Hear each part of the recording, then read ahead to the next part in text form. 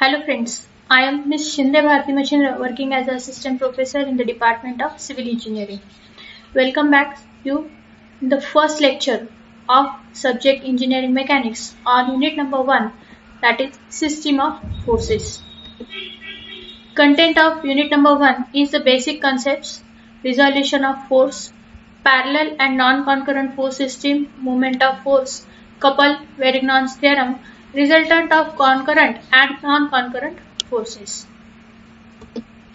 So, here are some important terms in unit, that is particle. A body of negligible dimensions but containing definite number of matter is called as a particle. Then rigid body. Rigid body is the body in which the particle does not change their relative position under the action of any force. Practically, the situation of rigid body is quite difficult, but it lies under the assumptions like an ideal body situation is in a rigid body. Then scalar quantities. The quantities which has the magnitude only are called as scalar quantities. The examples of scalar quantities like length, mass, time, which is having only the magnitude, no direction. Next, vector quantities. The quantities which has the magnitude and direction both are called as vector quantities. For example, force. Force is having magnitude as well as the direction. It means where it will be acting. Similarly, velocity, acceleration. All these quantities are the vector quantities which are having the magnitude as well as the direction. Fundamental units. These are the units which does not depend on any other quantities. For example, unit of length is meter, centimeter or kilometer, which does not depend on any other parameter like mass, kg, gram.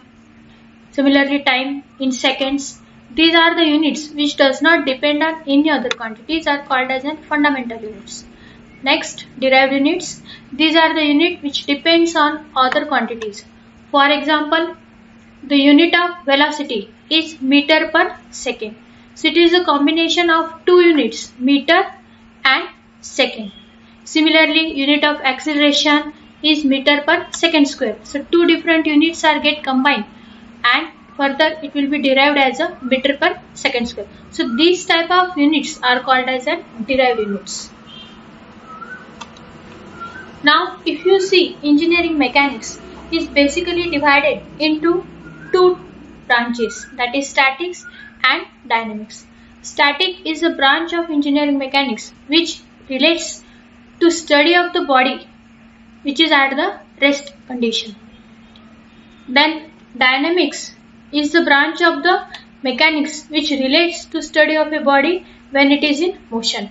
For example, a satellite, a car, train, all these bodies are in motion, and when we are studying the analysis of these bodies, it is called as dynamics. Static means if you are considering any rest body, that is a building which is at the rest, and when it is get subjected to number of forces, the analysis of this is nothing but the static.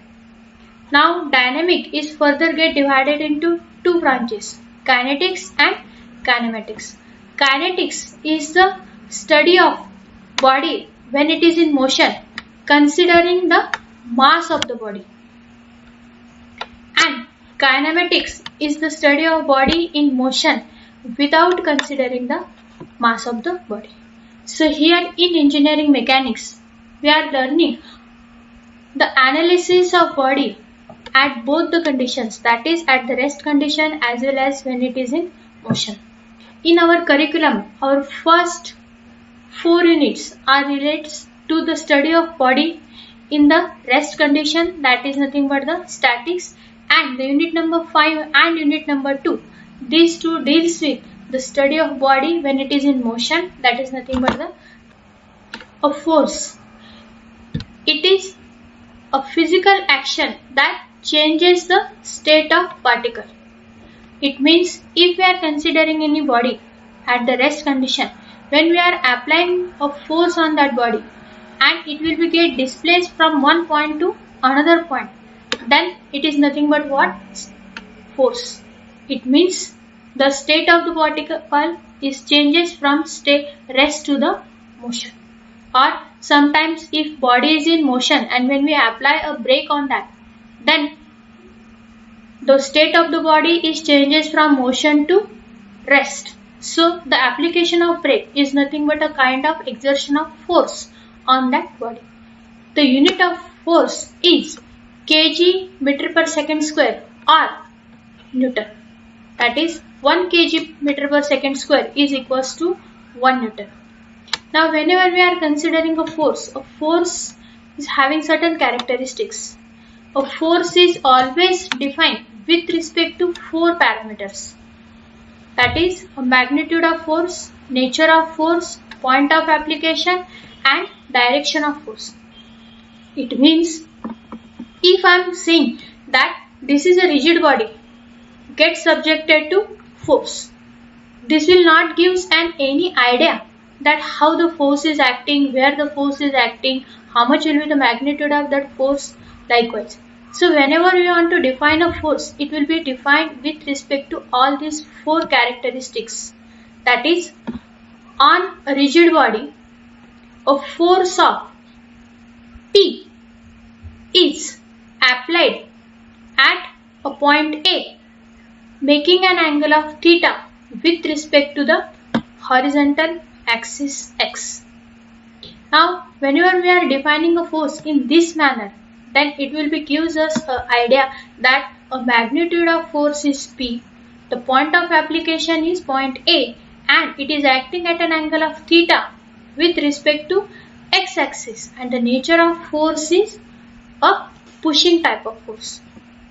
So, whenever we are defining a force, the force will be defined in considering these 4 points: the magnitude, nature of force means whether it is pull type force or push type force, the point of application at which point it is applied, and the direction of force which is defined in terms of the angle made with respect to x or with respect to y.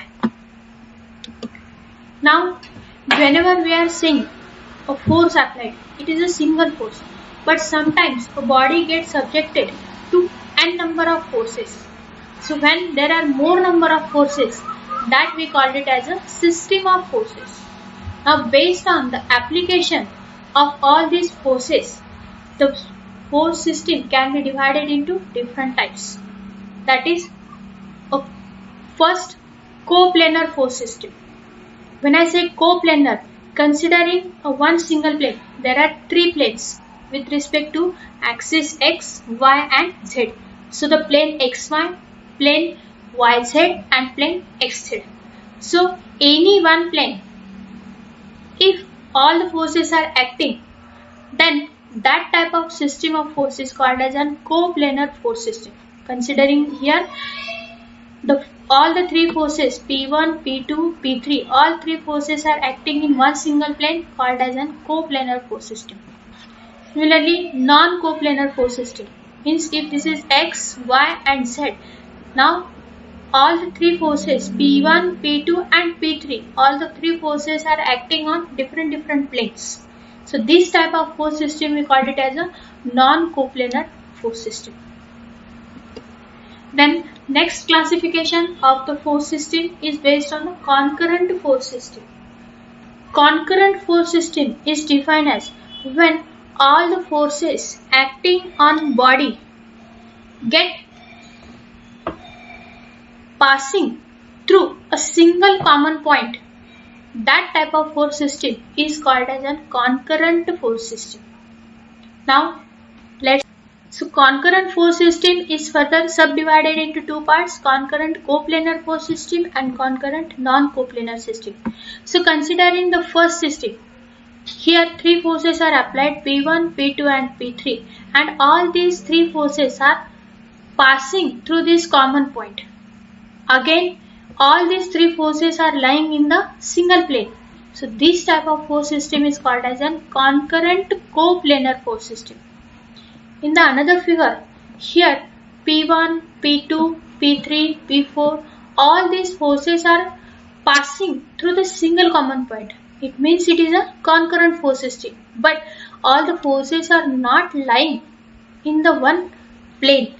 All these forces are lying in different planes. So this type of force system we called it as a concurrent non-coplanar force system. So basically concurrent force system is the system where all the forces in a system are passing through a single common point, and based on their application, whether it is lying in one plane or number of different planes, it will be further subdivided into coplanar or non-coplanar force system. Then non-concurrent force system. Reverse to the concurrent force system. Here non-concurrent force system means all the forces in a system are not passing through the single common point. It means if even one single force from all the force system is not passing through that common point, it is a non-concurrent force system. Like here P1, P2, P3. If I am extending the line of actions of P1, then P2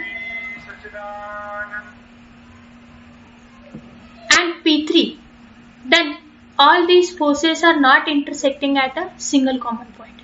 So this type of force system is called as a non-concurrent force system. But further again it is gets subdivided into coplanar and non-coplanar. That is, here all the forces are not passing through the single common point, so it is a non-concurrent force system, and all the forces are lying in the single common plane, so it is a coplanar system. So non-concurrent coplanar force system. In the second figure, if I am extending the line of actions of P1, P2, P3, P4, then all these forces are not passing through the single common point. And again, all these forces are not lying in single plane. So hence, this type of force system is non-concurrent, non-coplanar force system. Next is the collinear force system. Collinear force system means all the forces in a system are lying along the same line. For example, if I am considering here P1 and P2 and extending their line of action, both will be passing through the same line of action. So these are called as a collinear force system. And non-collinear force system is opposite to collinear, that is, the forces are not passing through the single line. Like P1, P2, P3, P4, all these forces are not passing through the single line. It is called as a non-collinear force system. Next is parallel force system. In parallel force system, all the forces acting in the force system are parallel to each other. Like here P1, P2, P3, P4, all the forces are acting parallel to each other. Even here P1, P2, P3, P4, all the forces are acting parallel to each other. Then here in the first figure, all these forces are acting in upward direction, so called as an like parallel force system. And here one force is upward, another is downward, one force is upward, another is downward. This is called as an unlike parallel force system. Our weighing balance is the best example of parallel force system, that too unlike parallel force system. When one side goes upward, the another side will comes downward. So that is nothing but a kind of parallel force system. Resultant of system of forces. Now all these different system of forces we have seen, that is coplanar, non-coplanar, concurrent, non-concurrent, then collinear, non-collinear, concurrent coplanar, non-concurrent coplanar. All these system of forces are consisting of number of forces. Now whenever this system of force is get replaced by a single force causing the same effect is known as a resultant force. For example, here you can see a rigid body is shown in which 5 different forces are shown, that is P1, P2, P3, P4 and P5. Make an angle of theta 1, theta 2, theta 4, theta 5. And if I want to replace all these forces by a single force. That single force we called it as a resultant force. And all these forces, whatever the effect caused, the same effect is caused by the resultant force. For example, in our home or in our day-to-day life, whenever we want to shift a furniture, then what happens? Once we are applying a force, then it will be moves further ahead. Then we are applying a opposite force, then it will be move certain back distance. Again we are applying one another force, again we are applying the third force. So instead of applying this much number of forces, if we are knowing how much will be the force applied in once, so if you apply that one attempt force, then the work will be done. So that one single force which causing the same effect, whatever the effect caused by the number of forces applied. So that force we called it as a resultant force. Then equilibrium of system of force. The force having the same magnitude as a resultant force but opposite in direction is applied on the particle so as the particle remains in equilibrium is called as an equilibrant. It means if this is a force R applied on this rigid body in the pulling type of direction, then the force applied of the same magnitude but opposite in direction. If R is acting towards upward, then E is acting towards downward direction. The magnitude of R and E both will be same, as well as the direction, that is angle theta, is also same. Only both are applied in the opposite direction to each other. So as the particle will remain in equilibrium. For example, if I am applying a force of 100 Newton on this side and if I am applying a force of 100 Newton in the opposite side, what happens? Both are opposite in direction, the effect of both will be get cancelled by each other and the body will remains at the same point, nothing but at the equilibrium. So that force is called as an equilibrant, which is having the same magnitude of R but opposite in direction. That is, in equilibrium, resultant force is equals to 0. Methods to find the resultant of system of force. As we have seen in our earlier slides, that whenever the system of forces is get replaced by a single force, that force we call it as a resultant force. And to determine this resultant force, there are 4 different methods are used. That is triangle law, parallelogram law, polygon law, and resolution and composition. So in our next upcoming videos, we are learning about all these methods to determine the resultant of system of forces in a detail. Also, we are solving some numericals based on these different methods. Till then, thank you very much.